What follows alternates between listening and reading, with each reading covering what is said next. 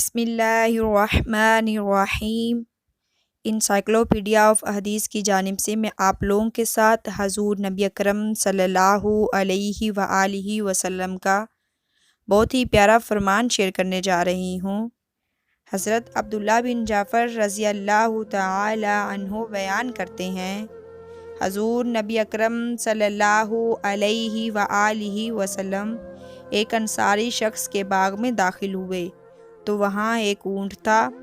جب اس نے حضور نبی اکرم صلی اللہ علیہ وآلہ وسلم کو دیکھا تو وہ رو پڑا اور اس کی آنکھوں سے آنسو بہہ نکلے۔ حضور نبی اکرم صلی اللہ علیہ وآلہ وسلم اس کے پاس تشریف لے گئے اور اس کے سر پر دست شفقت پھیرا تو وہ خاموش ہو گیا۔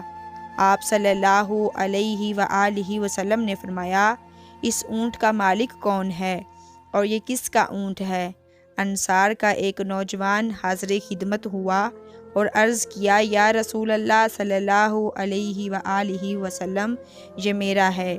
آپ صلی اللہ علیہ وآلہ وسلم نے فرمایا، کیا تم اس بے زبان جانور کے معاملے میں اللہ تعالیٰ سے نہیں ڈرتے جس کا اللہ تعالیٰ نے تمہیں مالک بنایا ہے؟ اس نے مجھے شکایت کی ہے کہ تم اسے بھوکا رکھتے ہو اور اس سے بہت زیادہ کام لیتے ہو۔